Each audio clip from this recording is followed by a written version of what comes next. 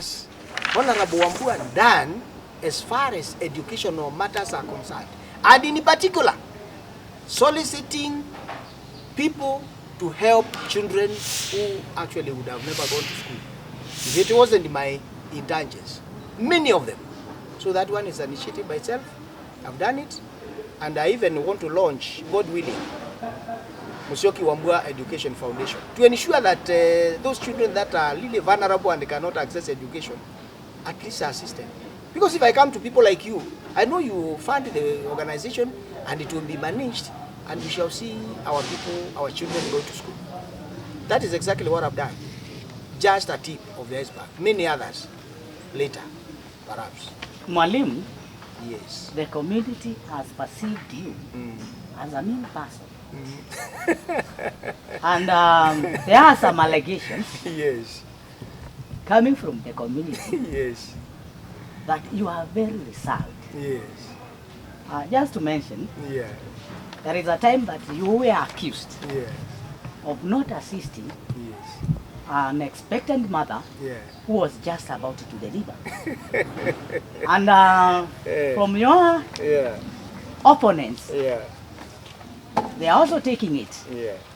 and they are campaigning it Yeah. against you. Writing on it. Yes. That's good for them. Mwalimu, Yeah. does it mean you how that means? That is lovable. Allow me to say, I don't look mean. I don't look mean. I know I'm generous. Let me tell you, Joseph, when people want to paint you negative, they will say many things. Like when you want to kill a cat, you will say, oh, it is the one which is eating eggs and all that, and then we hang it. Joseph, the people that have assisted with my own meager earnings, I'm not even sorry to say God loves me for that. And the people can perceive you their own way. Like when people call you bad man, and they have not conducted any research, don't accept that you are bad. You are not. You are not. Perhaps it's their perception. You know, perception is that relevant. It's like love and appreciation and beauty. It is said it's the beholder's eye. What I love, what I like, could be what you don't. Vice versa may be right. Let me tell you, in my neighborhood, people know me and they love me because I've worked with them. I've assisted them in very many ways. My cars, I've taken people to hospitals for free. I don't think you can imagine me charging somebody, negotiating how much to pay me for taking you to an hospital like Karira. A place where you just consume around 500 to 600, 700 shilling worth fuel. And then you are here telling somebody 4,000 shillings. They do in the neighborhood. I normally give out my cars for free. I've never asked to be paid by anybody who asking. No, naturally. And this is why we are fighting poverty. When the people perceive you like you have more than them, some hate you, others admire you, others have stories. What kind of a man and a parent and a husband would I be?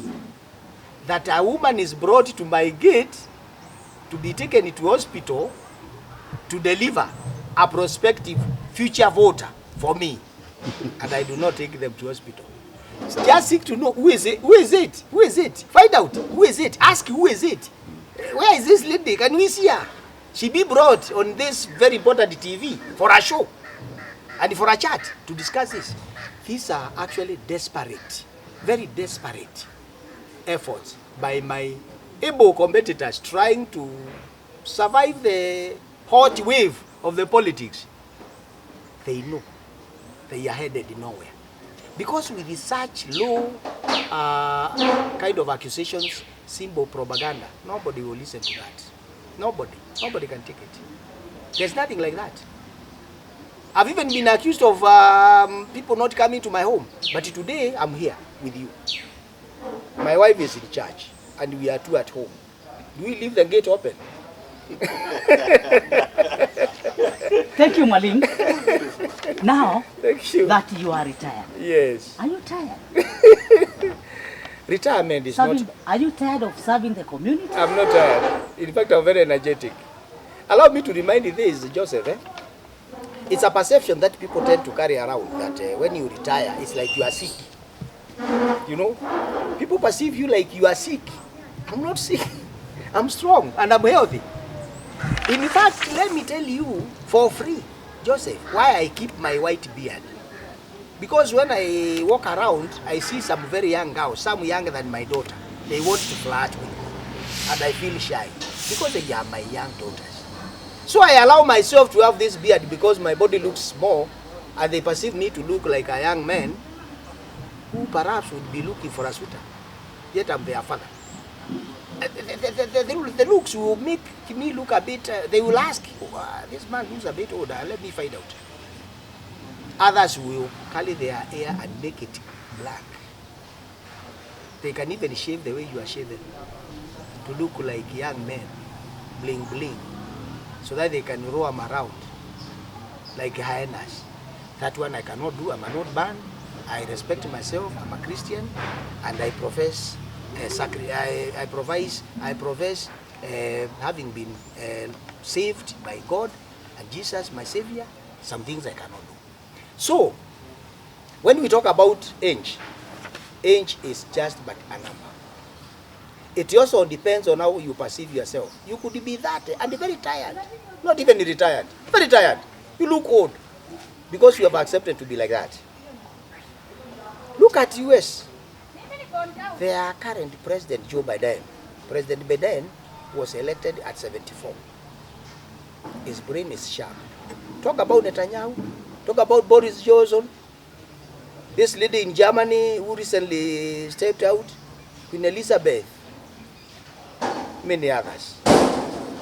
And by the way, this is also interesting. Some of my competitors are older than me. Even those aspiring for the presidential seats, how old are they?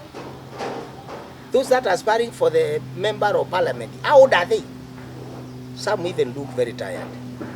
I'm very strong, healthy, and ready to serve you people. Thank you, Mwalimu. Thank you. Welcome.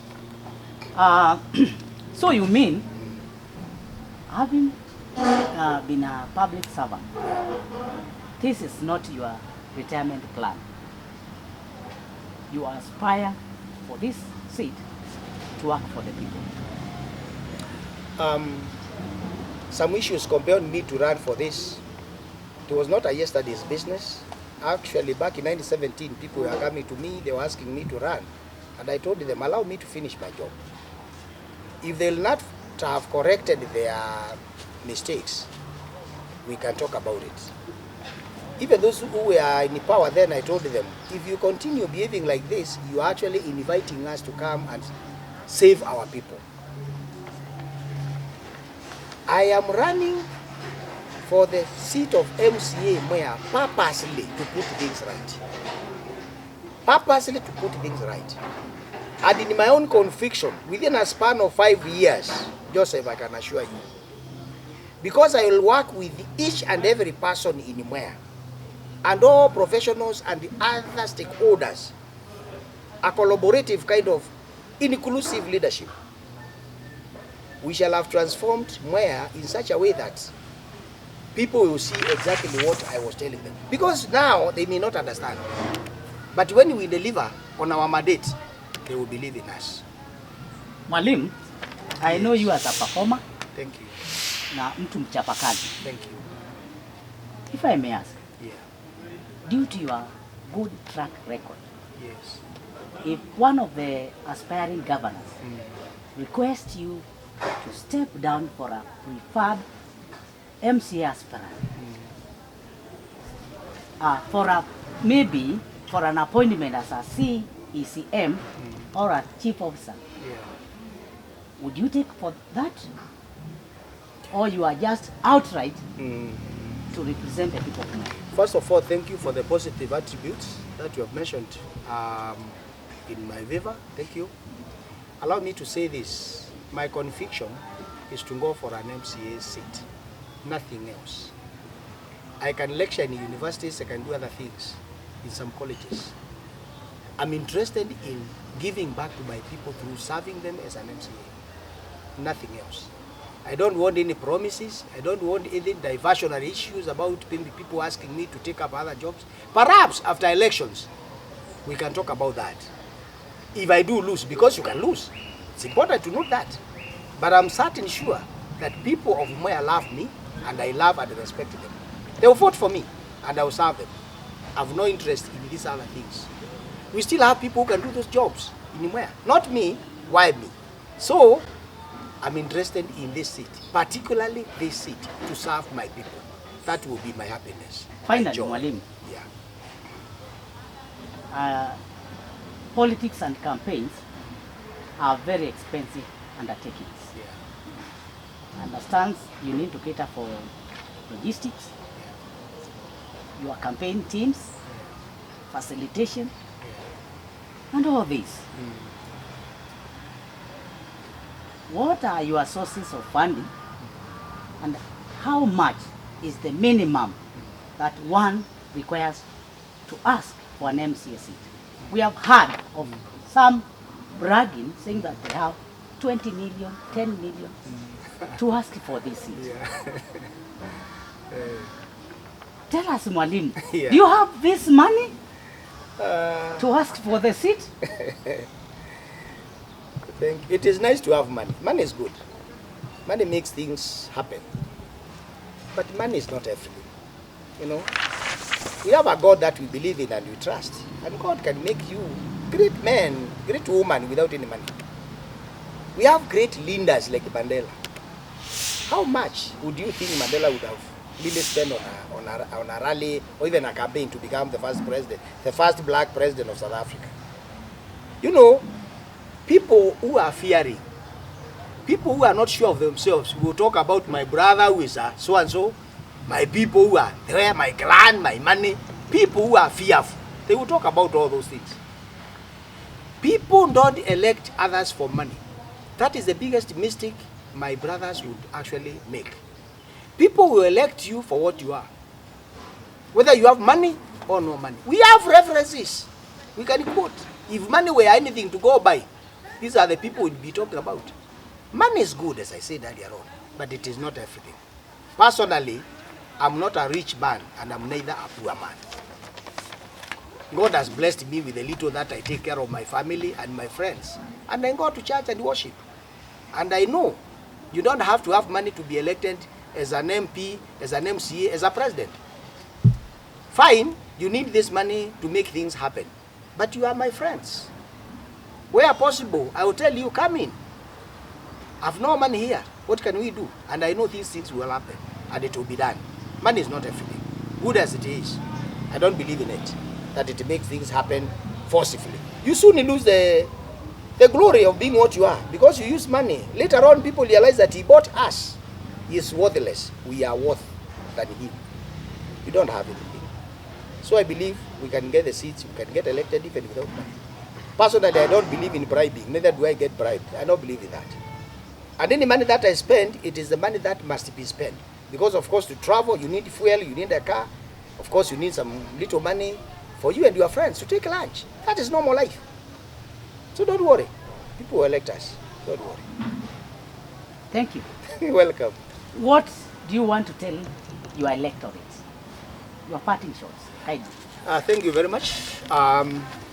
This is what I have to tell my people of Mwea, my beloved people of Mwea Ward, that their son, Wambua Samuel Musyoke, is very willing to come and serve them with humility, love, and appreciation.